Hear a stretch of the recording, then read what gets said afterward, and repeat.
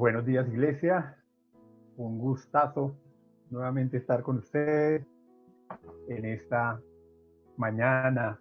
Increíble lo que hace el Señor, ¿no? Estoy en cada una de sus casas. Recuerdo lo que dice el Señor.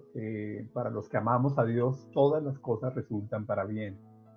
Y pienso que el Señor ha permitido que suceda todo esto también para que familiares y amigos de pronto que no se acercan al local donde nos congregamos puedan escuchar en esta mañana la bendita palabra de Dios, y espero que así sea. Hoy vamos a estudiar, sé que han venido haciéndolo, por lo tanto estuve mirando a Wilson predicar, estuve mirando a Robert el domingo pasado, y estamos estudiando entonces la primera carta de Tesalonicenses del apóstol Pablo. Y a mí me corresponde hoy cubrir, quiero que miremos primera de Tesalonicenses capítulo 5 del 1 al 11. Ese pasaje es el que vamos a estudiar. Y quiero, para orar, que leamos todos el versículo 11, que dice: por lo cual, animaos unos a otros y edificaos unos a otros, así como lo hacéis. Quiero pedirle al Señor que su palabra hoy nos anime, que su palabra hoy nos edifique, que el Espíritu Santo esté haciendo eso en esta mañana. Oremos.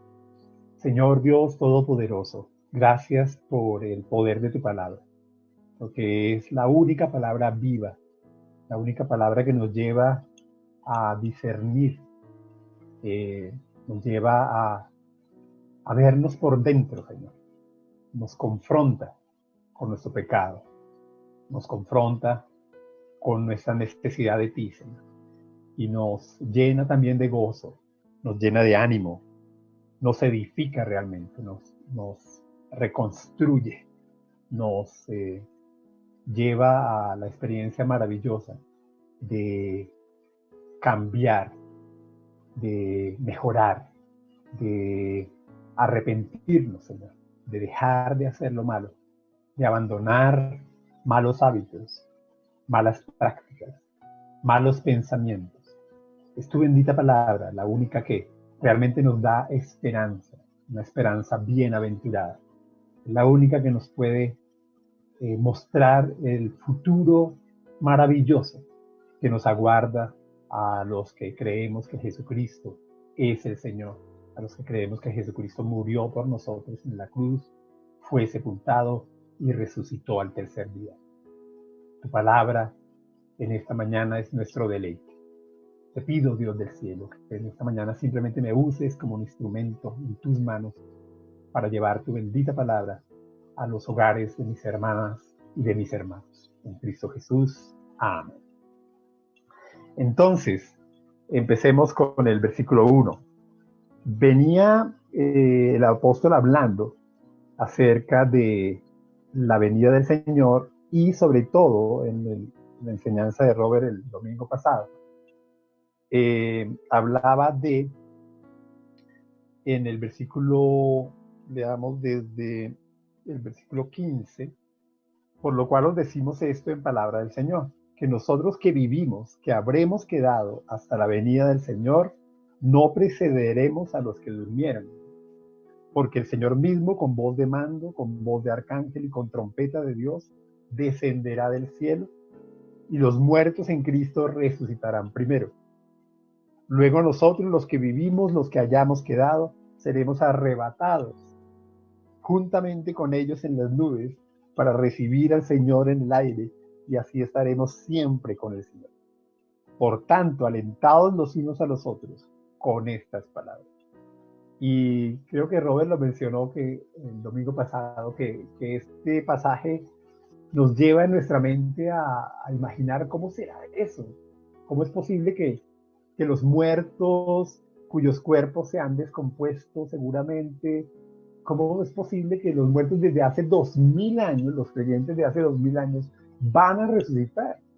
¿Cómo es posible que nuestro cuerpo, nosotros, vamos a ser transformados en un instante y vamos a subir en milésimas de segundo y estaremos viendo al Señor. Eh, definitivamente ahí eh, esto sería imposible de creer, esto sería imposible de contemplar si no tuviéramos la fe. Recordemos que la fe es un don de Dios. Recordemos la descripción que da la Biblia, la definición que hace el Señor de la fe, ¿no? Recordamos la certeza de lo que se espera, la convicción de lo que no se ve. Y esa certeza quiere decir la evidencia de lo que no podemos ver. Y lo evidente es algo que es tan claro y patente para mí, que no lo puedo poner en duda. La fe es el regalo que Dios nos da a través, gracias al cual, y solamente gracias al cual, podemos creer sus promesas. Porque sus promesas salen de nuestra capacidad mental. Sus promesas salen de toda lógica humana. Pero el apóstol Pablo en Primera de Corintios, que es lo que me acompañan, en Primera de Corintios 15, el apóstol se esfuerza por explicarlo, porque claro, es que es un tema bien difícil. La fe demuestra la realidad de lo que esperamos, certeza de lo que se espera, la convicción de lo que no se ve. Primera de Corintios 15, quisiera que leyéramos desde el versículo 21 en adelante. Vamos a leer un largo pasaje en el que el apóstol Pablo va a explicarnos, va a tratar de explicarnos esto de la resurrección y esto de nuestro arrebatamiento. Entonces, desde el 21 dice: por cuanto la muerte entró por un hombre, también por un hombre la resurrección de los muertos. Porque así como en Adán todos mueren, también en Cristo todos serán vivificados. Pero cada uno en su debido orden. Cristo las primicias, luego los que son de Cristo en su venida. Luego el fin, cuando entregue el reino al Dios y Padre, cuando haya suprimido todo dominio, toda autoridad y potencia. Porque preciso es que Él reine hasta que haya puesto a todos sus enemigos debajo de sus pies. El Señor Jesucristo así lo hará. Y el postrer enemigo que será destruido es la muerte, porque todas las cosas las sujetó debajo de sus pies. Y cuando dice que todas las cosas han sido sujetadas a Él, claramente se exceptúa aquel que sujetó a Él todas las cosas. Pero luego que todas las cosas le estén sujetas, entonces también el Hijo mismo se sujetará al que le sujetó a Él todas las cosas, para que Dios sea todo en todos. Entonces el Hijo le entrega todo al Padre. De otro modo, ¿qué harán los que se bautizan por los muertos si en ninguna manera los muertos resucitan? ¿Por qué pues se bautizan por los muertos? Ese es un versículo ahí que había una tradición, parece, de los judíos que hacían eso, pero es un tema aparte. ¿Y por qué nosotros peligramos a toda hora? Os aseguro, hermanos, por la gloria que de vosotros tengo en nuestro Señor Jesucristo, que cada día muero. Si como hombre batallé en Éfeso contra fieras, ¿qué me aprovecha? Si los muertos no resucitan, comamos y bebamos, porque mañana moriremos. Una de las bendiciones más grandes del cristianismo es que nosotros creemos en la resurrección. Es la única religión que cree en la resurrección. Otras creen en la reencarnación, otras no creen en nada, otras creen, bueno, pero nosotros creemos que vamos a resucitar. La resurrección es cuando el espíritu humano se reintegra con el cuerpo humano. Vamos a mirar que va a ser un nuevo cuerpo. Versículo 33. No erréis, las malas conversaciones corrompen las buenas costumbres. Velad debidamente y no pequéis, porque algunos no conocen a Dios, para vergüenza vuestra lo digo. Pero dirá alguno, ¿cómo resucitarán los muertos? Claro, es una pregunta lógica. ¿Con qué cuerpo vendrán? Apenas obvio pensar, pero ¿cómo así? Si ese cuerpo se descompone, el cuerpo de Pablo, ¿qué queda del cuerpo de Pablo? Con absolutamente nada. Necio, dice el versículo 36. Lo que tú siembras no se vivifica, sino muere antes. Y lo que siembras no es el cuerpo que ha de salir, sino el grano desnudo, ya sea de trigo o de otro grano.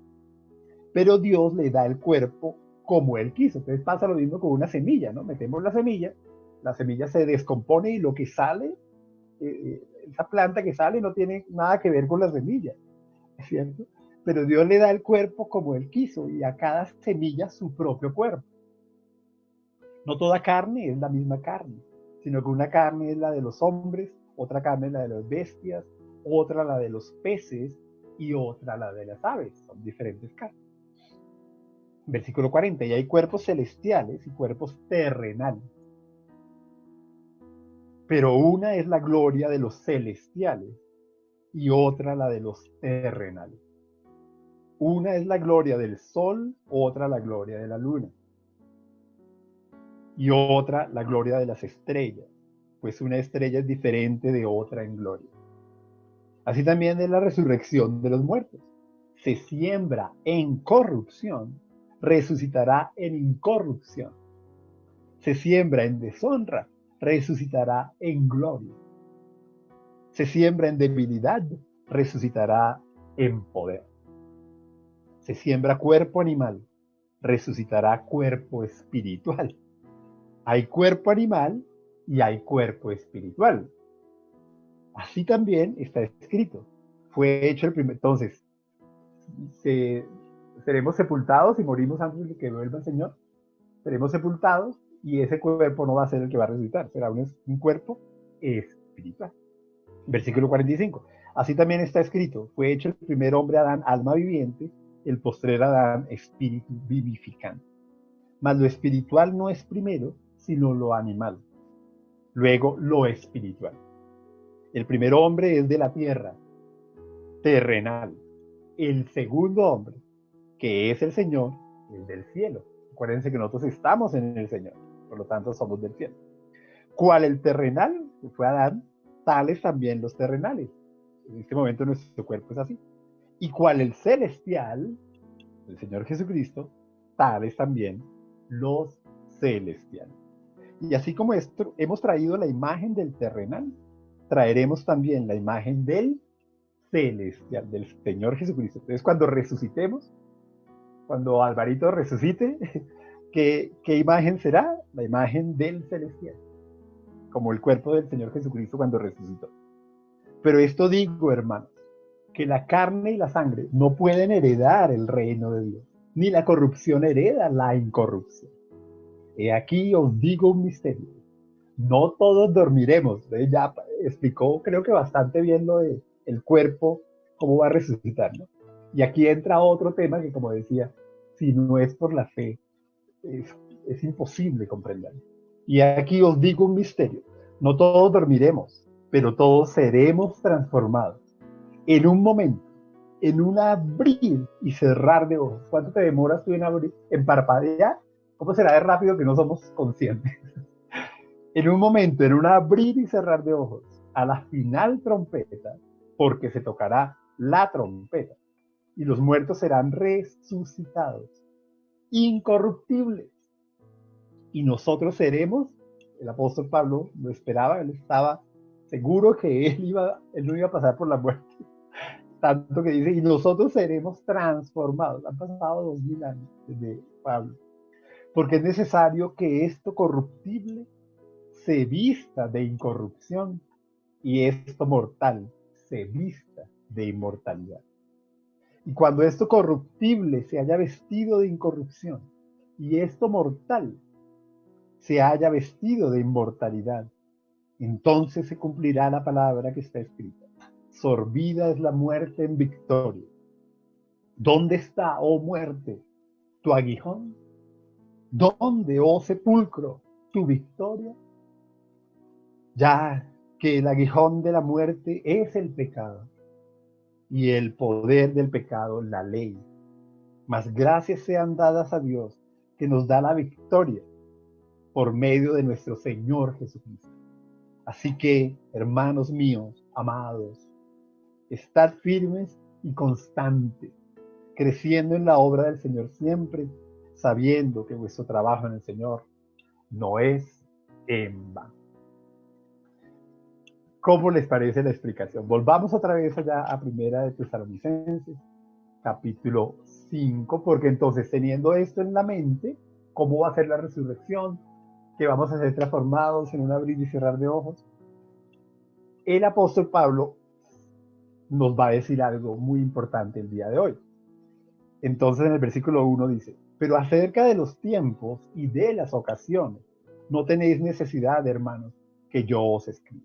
El título de la predicación es La repentina venida de Cristo. El apóstol Pablo quiere hacer un énfasis aquí de que la venida de nuestro Señor será repentina.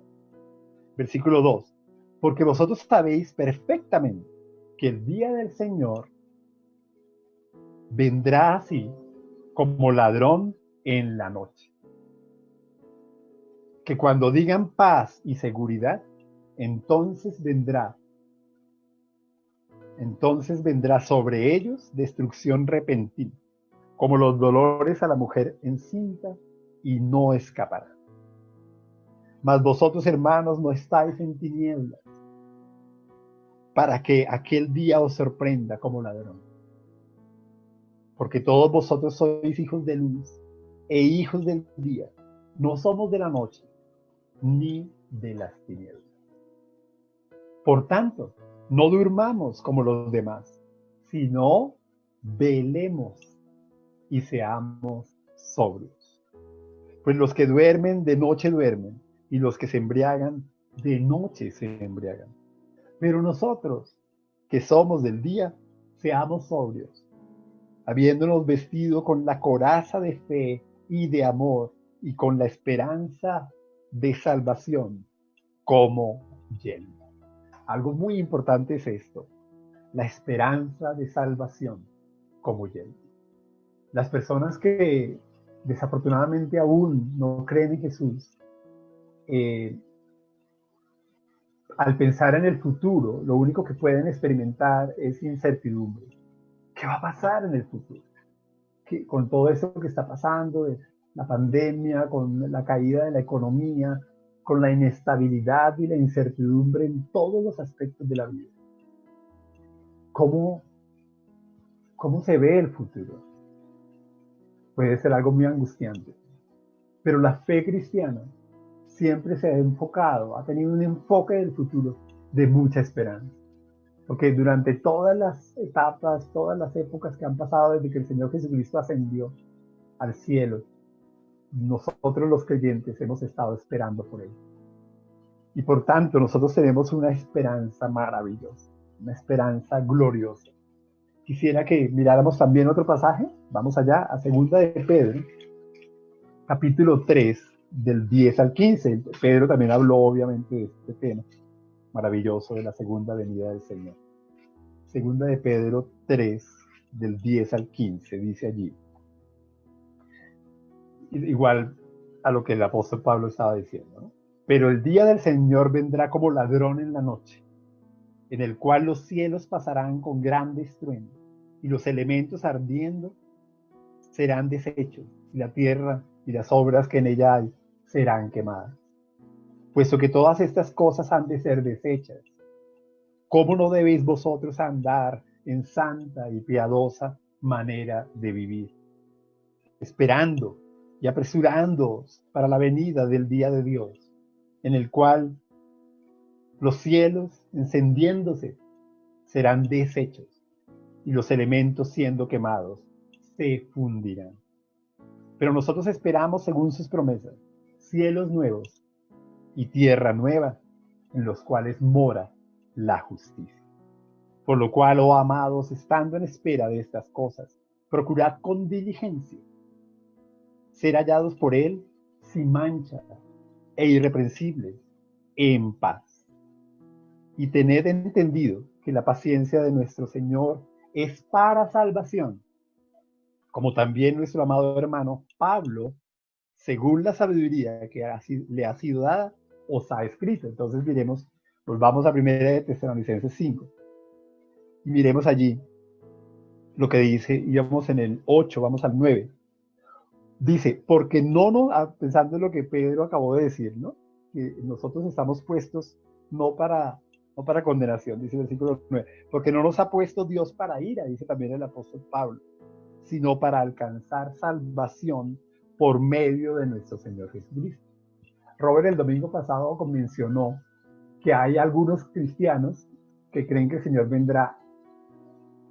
Bueno, cuando nosotros seamos arrebatados, en ese que será tan rápido como cuando parpadeamos, no nos daremos cuenta en qué momento estamos allá. Puede pasar hoy mismo eso. Entonces estaremos allá. ¿Qué pasará aquí en la tierra? La palabra de Dios habla de un periodo de 7 años que llama a los 3 años y medio primero los llama la tribulación y a los 3 años y medio últimos de esos 7 años lo llama la gran tribulación. En ese periodo de tiempo es mi convicción por estos versículos como este 9, porque no nos ha puesto Dios para ira. Es mi convicción y es lo que predicamos en las iglesias Aposento Alto con mucha convicción, es que nosotros la iglesia no vamos a estar, ni siquiera los 3 primeros años y medio. ¿Por qué? Porque la tribulación es un periodo de juicio de Dios, por decirlo así, como lo dice ahí, es un periodo de ira de Dios sobre el mundo. Pues, seguramente más adelante vamos a estudiar con más detalle cómo van a ser esos años, pero va a ser terrible porque van a haber desastres naturales como nunca antes. Ahorita, pues, situaciones horribles por el tipo de gobierno mundial que va a haber, una opresión, va a ser un tiempo terrible. A los 3 años y medio, luego de pasar los 3 años y medio iniciales, va a haber un gobierno de un anticristo, un hombre perverso, terrible. Y la única forma de salvarse en esos 7 años va a ser, como siempre, durante toda la historia, desde la salvación en Cristo, desde el protoevangelio, Génesis 3:15, la simiente de la serpiente heriría en el talón a la simiente de la mujer, pero la simiente de la mujer, que es Jesucristo, heriría a la serpiente, al Satanás, al enemigo, al adversario, en la cabeza. Génesis 3:15, desde allá ya está el Evangelio. Y siempre será por fe, y siempre será por gracia. Y entonces, en la tribulación y en la gran tribulación, la única forma de salvarse de los seres humanos será, como siempre, creyendo en Cristo. Pero ya ellos no participarán en el arrebatamiento y tendrán la única forma que en esos 7 años la gente se va a poder salvar, es no negando a Cristo. Y serán martirizados, serán perseguidos, la gran mayoría morirán. Los que perseveren creyendo en Jesucristo y no mueran, pasarán con vida. Luego de esos 7 años, pasarán a un periodo que estudiaremos más adelante, sería muy interesante estudiarlo, el periodo llamado el milenio. Pero entonces, nuestra convicción es que, como dice el versículo 9, porque no nos ha puesto Dios para ira. La iglesia no estará bajo la ira de Dios en la tribulación. Y ahí dice, ¿no? Sino para alcanzar salvación por medio de nuestro Señor Jesús. La iglesia está en la tierra para gritar al mundo acerca de la gracia de Dios, del amor inagotable de Dios. Nosotros somos un testimonio del amor de Dios inagotable, del amor que todo lo sufre, que todo lo cree, que todo lo soporta, del amor que no hace nada indebido, del amor que no busca lo suyo, el amor que soporta personas como nosotros, que nos ama a pesar de todo, con ese amor ágape, el amor de Dios. Nosotros somos testimonio cada día del amor de Dios. Para eso es la iglesia. La iglesia lleva 2000 años aquí en el mundo, dando testimonio de la gracia de Dios, de ese favor inmerecido. Y cómo Dios salva personas que lo único que merecemos es su juicio, es su ira, es su condenación. Pero Él por su amor nos ha redimido, nos ha comprado con su sangre. Lo único que experimentamos cada día de nuestra vida es su amor. Aún en la muerte experimentamos su amor. Y el día que seamos resucitados y morimos antes de regresar a Cristo, estaremos no solamente nuestro espíritu, sino nuestro cuerpo, eternamente y para siempre. Un cuerpo nuevo, como aprendimos ahorita. Un cuerpo espiritual. Estaremos otra vez, cuerpo, alma y espíritu, eternamente disfrutando del amor de Dios. Cuando seamos arrebatados, vamos a, dice la Biblia, vamos a un tribunal de Cristo, dice la Biblia, donde serán juzgadas nuestras obras desde que nacimos de nuevo, qué hicimos con nuestro tiempo, qué hicimos con los dones espirituales que Dios nos dio, qué hicimos con el dinero que Dios nos permite tener. Y básicamente el Señor juzgará la intención de nuestro corazón. Y otra vez, como dice ahí, ¿no? No nos ha puesto Dios para ira, no es para castigarnos, sino para alcanzar salvación por medio de nuestro Señor. Es gracia, ¿no? El Señor necesita, el Señor en el milenio, nosotros vamos Él no necesita nada, pero Él en su amor por nosotros nos va a dar el privilegio en el milenio de colaborarle a Él durante 1000 años en esta tierra, durante 1000 años. Nosotros vamos a estar ayudando, digamos, teniendo el privilegio de llevar a cabo labores durante 1000 años, labores de gobierno sobre la tierra, sobre esta tierra. El milenio va a ser un tiempo maravilloso. Sigamos entonces, versículo 9, versículo 10 de 1 Tesalonicenses 5:10 dice, está hablando entonces, nosotros no estamos puestos aquí para ira, sino para alcanzar salvación por medio de nuestro Señor Jesucristo, quien murió por nosotros, para que ya sea que velemos, en la otra versión es, ya sea que estemos vivos o que durmamos, o que hayamos muerto, vivamos juntamente con Él en el momento de la resurrección.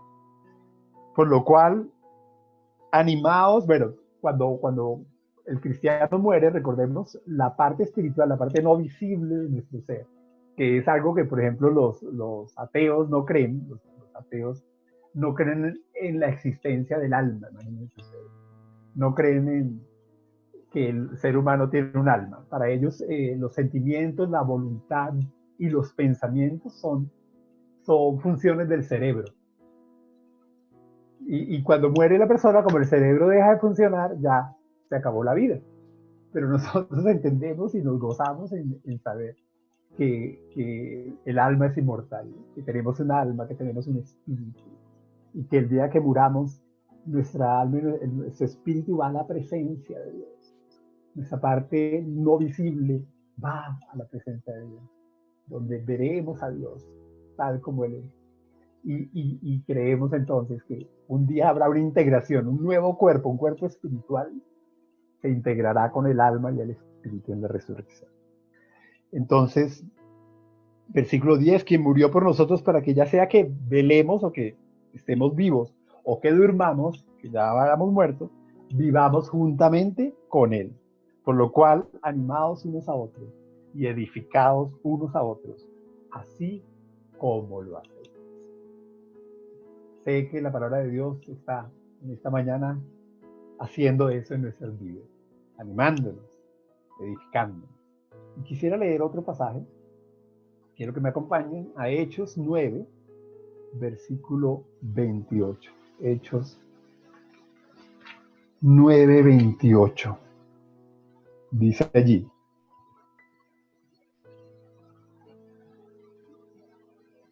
Entonces, Hechos, ¿sí era? Creo que me equivoqué, 9, 28. Ok, no, aquí está.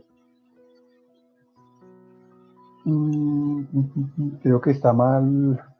No sé por qué puse eso. Ok. Vamos más bien. Vamos a Apocalipsis 22. Apocalipsis 22. Es bien importante acá esto. Apocalipsis 22. La última, miren cómo termina la Biblia. Apocalipsis 22. Miren el versículo 12 lo que dice. Está hablando el Señor Jesucristo. He aquí, yo vengo pronto, y mi galardón conmigo. Recordemos que cuando somos arrebatados, vamos al tribunal de Cristo. Allí el Señor galardonará, premiará, recompensará, digamos, nuestro servicio a Él, nuestra vida, nuestro amor a Él, nuestra vida toda, ¿no? Y aquí yo vengo pronto y mi galardón conmigo, para recompensar a cada uno según sea su obra. Entonces, sí, meditar en eso, ¿no? ¿Cómo vivimos cada día? ¿Cómo estamos viviendo cada día de nuestra vida? ¿Estamos esperando al Señor? Cada día nos despertamos y decimos, hoy puede volver mi amado Señor Jesucristo por mí. Y el versículo 20, de ahí de Apocalipsis, dice, el que da testimonio de estas cosas dice, ciertamente vengo en breve. Amén. Sí, ven, Señor Jesús. Y el 21 termina, la gracia de nuestro Señor Jesucristo sea con todos nosotros. Amén. Y otra vez el énfasis, termina la Biblia hablando de la gracia, deseando el apóstol Juan que la gracia de nuestro Señor Jesucristo sea con nosotros. Ese favor inmerecido, esa capacidad dada por Dios a cada uno de sus hijos, a cada creyente, para vivir según su palabra. Es un poder, la gracia es la influencia del Espíritu Santo de Dios en nuestro corazón, en nuestra mente.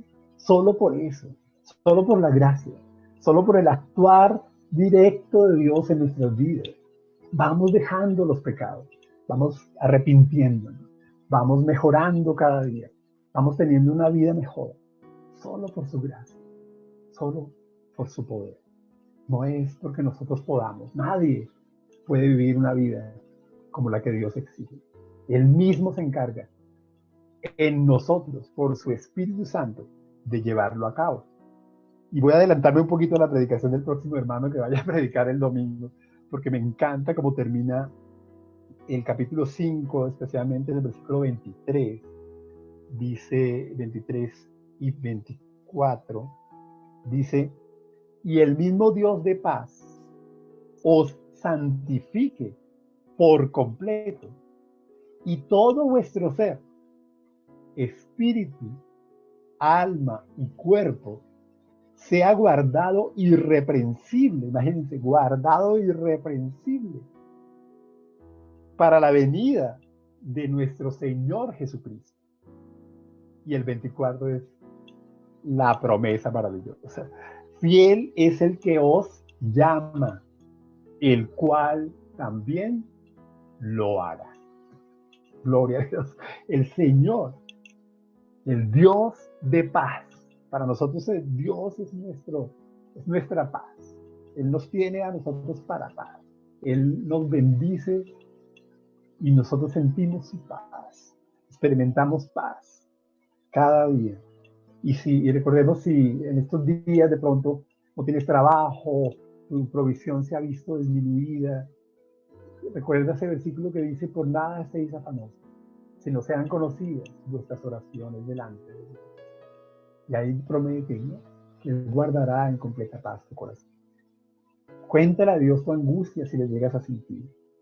Y el Señor te llenará de paz. Él va a proveer, Él va a ayudar. Sin duda, el Señor abrirá nuevas puertas. Recordemos eso que decía al empezar, ¿no? Para los que amamos a Dios, todas las cosas resultan para bien. Entonces, recordemos entonces que Dios, el Señor Jesucristo, no nos ha puesto para ira. El Señor Jesucristo nos ha puesto aquí para salvación. Y volvamos a mirar, ahí, vamos a 1 de Tesalonicenses 5, una característica de cómo van a ser esos días.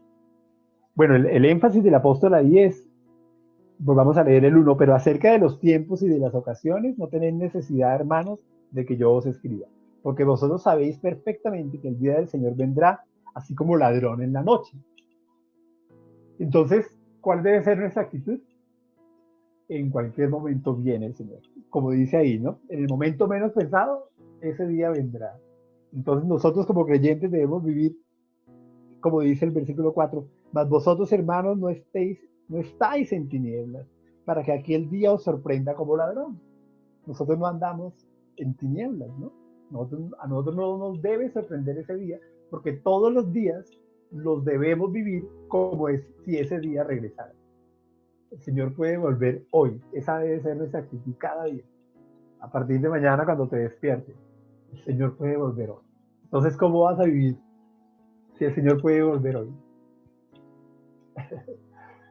El Señor ha de encontrarme haciendo el bien, pensando el bien, hablando el bien, todo lo que sea agradable a Él, sintiendo el bien.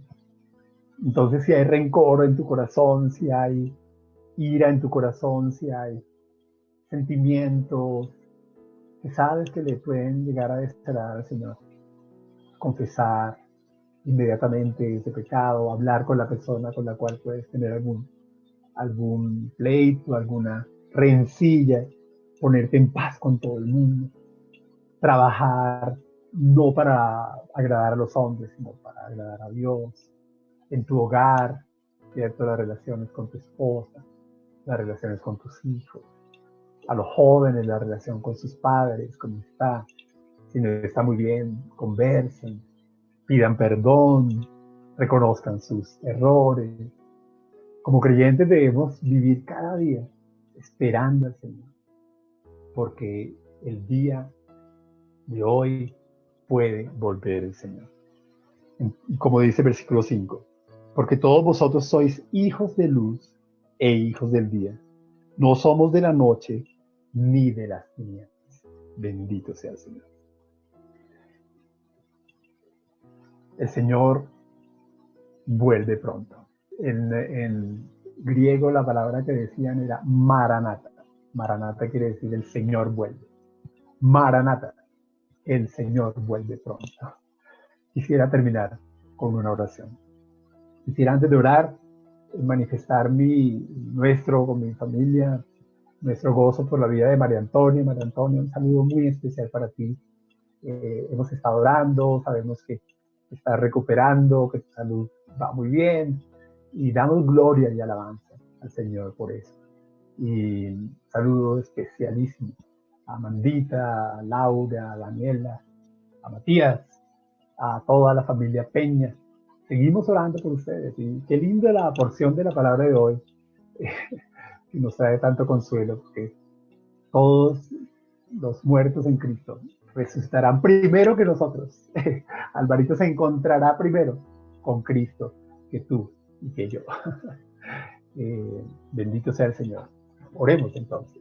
Señor, gracias porque tu palabra cumple el propósito para el cual la envías, para consolarnos, para animarnos, para que podamos vivir cada día, Señor, no como el que no cree en Jesucristo, sin esperanza, con miedo al futuro, con angustia, con incertidumbre.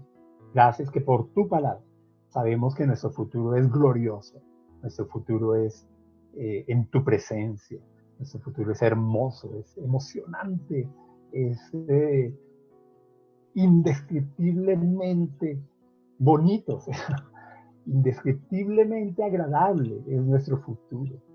Y por eso, con esa esperanza, nuestro presente está lleno de alegría también, de amor, de confianza. ¿Sí? Nosotros tenemos confianza, porque el futuro que nos aguarda es un futuro glorioso. Así muramos, estemos muertos o estemos vivos, estaremos con el Señor siempre. Bendito sea, Señor. Yo te pido que bendigas de una manera muy especial la iglesia Tierra Buena, cada familia, cada hermana, cada hermano, cada niño, cada joven de esta hermosa congregación. Derrama tu bendición sobre sus vidas, consuelo, tu Espíritu Santo esté obrando, llenando cada uno de las vidas de mis hermanas y mis amados hermanos de la iglesia de Tierra Buena. Bendice, Señor, las finanzas de cada familia. Bendice la salud de cada familia. Que todos unidos nos gocemos en la esperanza bienaventurada que tenemos como hijos de Dios. He orado en el nombre de Cristo Jesús. Amén. El Señor les bendiga, hermanos. Hasta luego.